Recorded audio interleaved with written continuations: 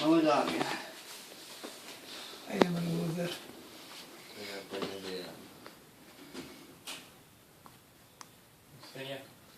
अभी डिस्कस करते हैं हम पहले 3 वर्ड वाली जो चीजें ASD, VSD and PDE।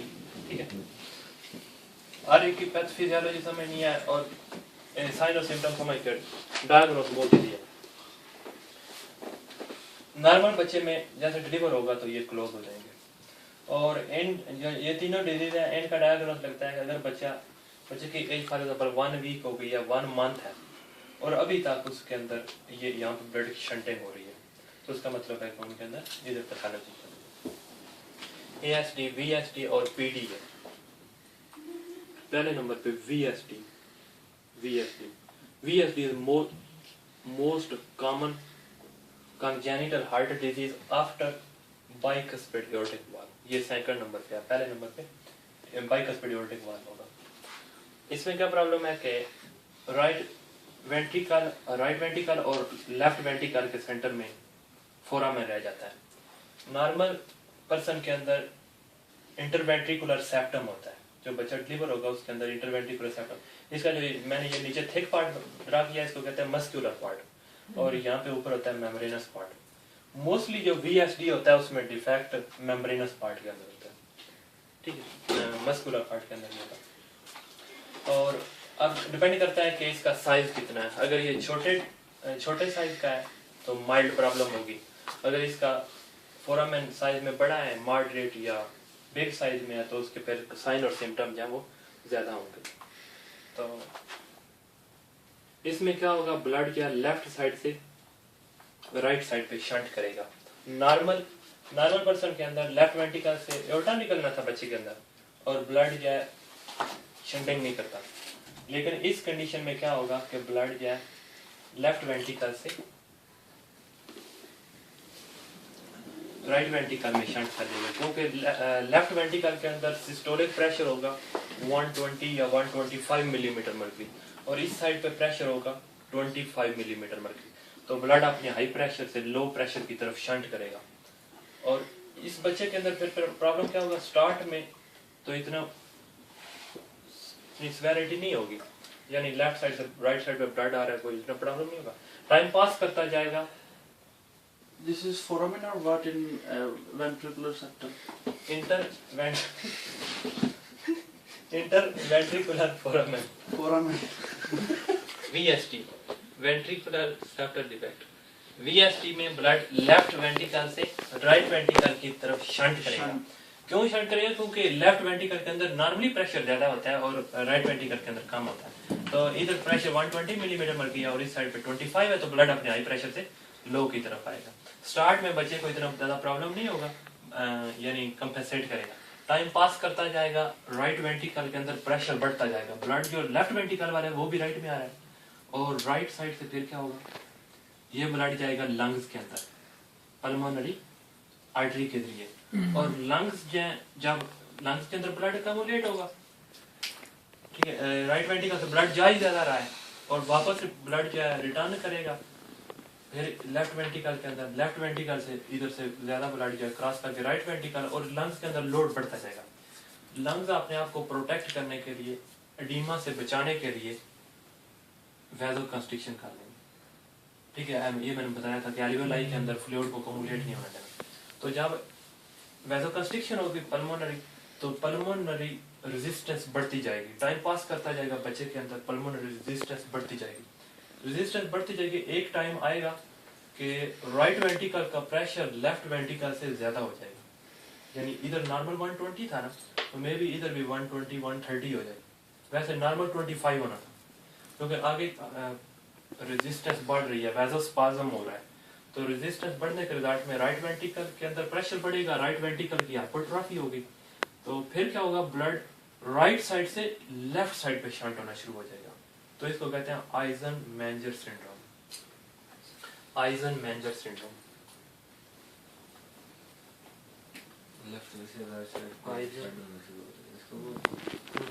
आइजन-मेंजर syndrome यानी VSD वाले बच्चे में नॉर्मली ब्लड जो है लेफ्ट वेंट्रिकल से राइट वेंट्रिकल की तरफ शंट करता है, लेकिन जैसे टाइम पास करता जाएगा, और इनको कहते हैं ब्लू किड्स, यानी बच्चे के में भी 5 साल में 10 साल में ये डिफेक्ट इस किस्म का सिम्टम है।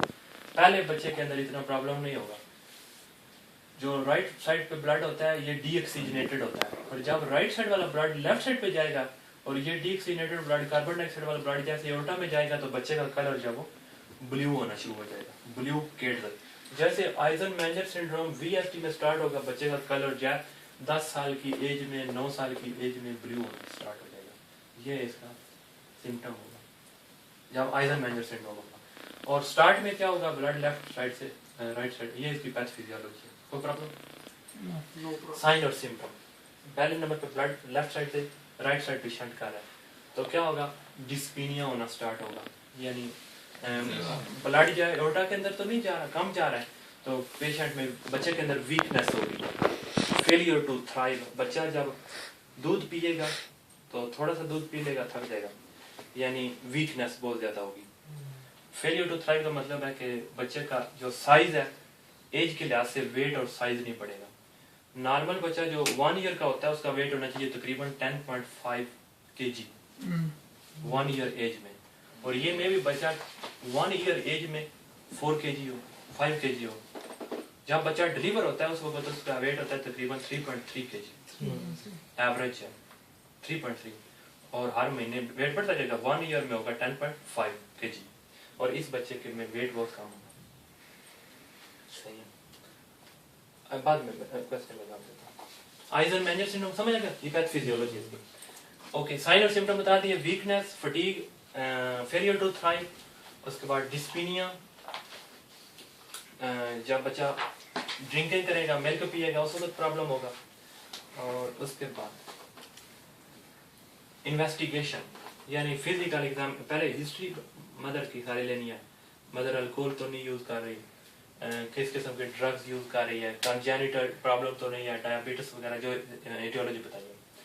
फिजिकल एग्जामिनेशन में इस बच्चे का जैसे हम अस्कल्टेशन करेंगे तो इसमें आएगा हालो सिस्टोलिक मरमर, यानी पूरे सिस्टोल में मरमर आएगा, और क्या कहते हैं हार्ट के किसी भी एरिया पे सुन सकते हैं, यानी left side of sternum, 3rd 4th intercostal rib पे आप सुनो तो यहाँ पे जैसे रखोगे तो मरमर आएगा पूरा, जैसे सिस्टोल होगा लेफ्ट वेंट्रिकल से ब्लड राइट साइड पे शंट करता जाएगा, हालो सिस्टोलिक मरमर।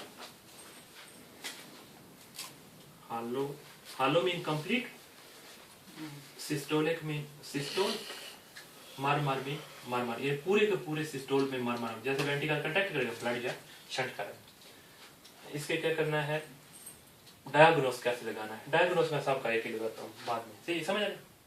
डायग्नोस में पहले नंबर पे चेस्ट एक्सरे करवाना होता है। चेस्ट एक्सरे में पता चलेगा राइट वेंट्रिकल की हाइपरट्रॉफी हो गई है, हार्ट का चैम्बर का साइज ज्यादा है, लंग्स के अंदर एडिमा है, पल्मोनरी वेसल के अंदर यहाँ पे ब्लड ज्यादा अकमुलेट है, ये एक्सरे में शो होगा। सेकंड नंबर पे जो बेस्ट टेस्ट है वो है इकोकार्डियोग्राफी, अल्ट्रासाउंड करेंगे, अल्ट्रासाउंड में पता चलेगा ब्लड यहाँ से शंट कर रहा है तो मतलब उस एरिया में डिफेक्ट है। और तीसरे नंबर पे ईसीजी करवा सकते हैं, ईसीजी में राइट वेंट्रिकुलर हाइपरट्रॉफी शो होगी, यानी राइट साइडेड डेविएशन होगी। ये जो तीनों टेस्ट है तकरीबन इन सब डिजीज में कराएंगे, चेस्ट एक्सरे, इकोकार्डियोग्राफी जो बेस्ट टेस्ट है।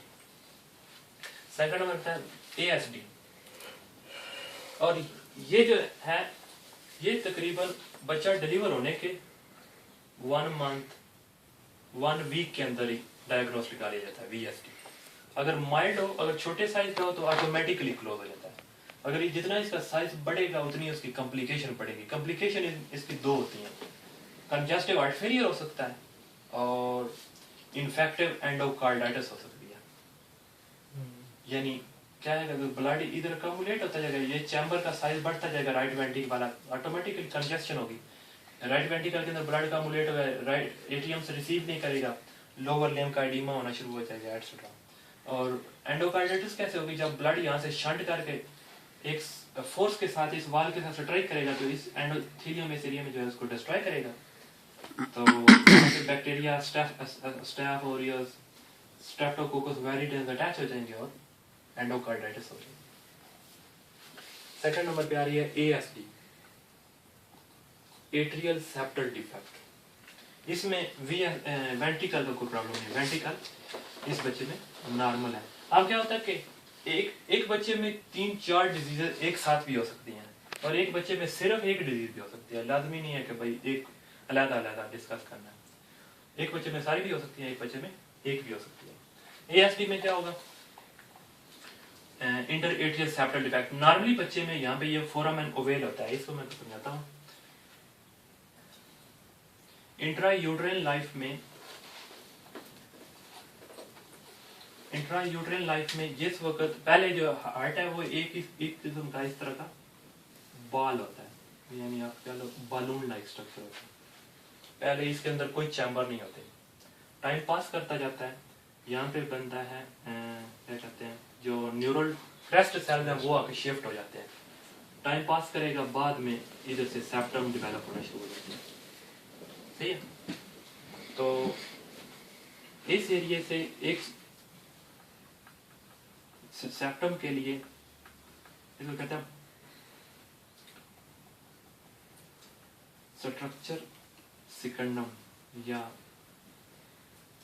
ऊपर वाली होती है प्राइमम, सेप्टम प्राइमम या सेप्टम सिकंडम। ठीक है, तो एक ऊपर से यानी आप कह सकते हो वाल डेवलप होकर नीचे आती है और एक नीचे से ऊपर आती है। और जब बच्चा इंट्रायूट्राइन लाइफ में होता है उस वक्त यहाँ पे फोरामेन रह जाता है, जिसको कहते हैं फोरामेन ओवेल। वो कैसे बनता है? नॉर्मली तो नॉर्मल बच्चे के अंदर जो नॉर्मल बच्चा डिलीवर हुआ है उसमें ऊपर से सेप्टम प्राइमम आ रहा है, नीचे से सेप्टम स्कंडम आ रहा है। सेप्टम स्कंडम जो है वो बैक साइड पे होता है। राइट एट्रियम के अंदर प्रेशर ज्यादा होता है तो ब्लड जो है पुश करके इसको ओपन कर देता है और ब्लड यहाँ से शंट करके आगे चला जाता है नॉर्मल बच्चे के अंदर जब इंट्रायूट्राइन लाइफ में फोरामेन होता है। और जैसे डिलीवरी होगी लेफ्ट एट्रियम के अंदर प्रेशर बढ़ेगा तो वो ब्लड जो है ना इसको फोर्स करके दोनों को आपस में क्लोज कर देता है। नॉर्मली ये होता है। अब ASD में प्रॉब्लम क्या हो सकती है? एक प्रॉब्लम हो सकती है कि ये जो सेप्टम सिकंडम है ना ये फुली डेवलप ही नहीं हुआ, यानी नॉर्मल तो इसको ऐसे होना था लेकिन ये इतने साइज में रहेगा और सेंटर में गैप है। अब बच्चा डिलीवर हो जाएगा तो बाद में भी ये फोरामेन रहेगा। समझ आ गई? ठीक है। सेप्टम प्राइमम और सेप्टम स्कंडम, सेप्टम स्कंडम को डेवलप होके इसके बैक साइड पे जाना चाहिए और जैसे राइट एट्रियम के अंदर प्रेशर पड़ेगा तो ये इसको अंदर फोरामेन बना लेगा इंट्रायूट्राइन लाइफ में। लेकिन जैसे बच्चा डिलीवर हो जाएगा इस साइड पे प्रेशर पड़ेगा तो इसको पुश करके क्लोज कर देगा। ठीक है, तो एटियोलॉजी सारी सेम होगी पहले वाली। पैथोजेनेसिस में क्या होगा? ब्लड जो है लेफ्ट एट्रियम से राइट एट्रियम में शंट करेगा, टाइम पास करता जाएगा ब्लड शंट करता जाएगा। फिजियोलॉजिकली कितनी देर में बंद हुई? तकरीबन विद इन 24 आवर, डिलीवरी के 24 घंटे बाद या 1 या 2 दिन के अंदर ये नॉर्मली क्लोज हो जाता है। और क्या कहते हैं जैसे बच्चा पहली बार रोता है ना फिजियोलॉजिकली ये क्लोज हो जाता है। जैसे लंग्स फंक्शन करना स्टार्ट होते हैं ना, पल्मोनरी रेजिस्टेंस कम होती है, लंग्स के अंदर रेजिस्टेंस कम होकर ज्यादा ब्लड उधर जाएगा और वो भी क्लोज हो जाती है। पेटेंट डुक्टस आर्टरियोस भी ये भी क्लोज हो जाता है। ठीक है, तो इसमें क्या होगा? ब्लड लेफ्ट एट्रियम से राइट एट्रियम में शंट करेगा और टाइम पास करता जाएगा। मे बी ये पर्सन या इसका डायग्नोस लगे एट द एज ऑफ 20-25। ठीक है, अगर माइल्ड है तो कोई प्रॉब्लम नहीं है, बच्चा बिल्कुल नॉर्मल डेवलप हो जाएगा। और इसमें हार्ट के ऊपर आप सुनो तो मर आएगा, यानी ब्लड जब शंट करेगा इस साइड से। लेकिन अगर सेप्टम साइज में बड़ा है तो फिर क्या होगा? टाइम पास करेगा, बाद में ब्लड जो है जब लेफ्ट एट्रियम के अंदर प्रेशर बढ़ेगा, सॉरी राइट एट्रियम के अंदर प्रेशर बढ़ेगा तो राइट एट्रियम से ब्लड जो है वो लेफ्ट साइड पे शंट करना स्टार्ट कर देगा। तो इसको कहते हैं आइजन-मेंजर सिंड्रोम। आइजन-मेंजर सिंड्रोम इन तीनों डिजीज में यूज होगा, VSD के अंदर भी, ASD के अंदर भी और PDA के अंदर भी।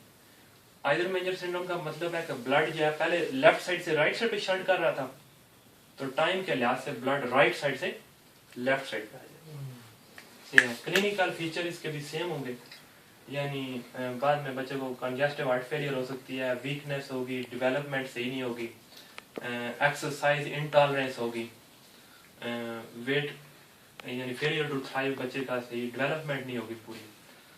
तो डायग्नोस क्या करना होता है? Chest X ray, ultrasonography and echocardiography and ECG।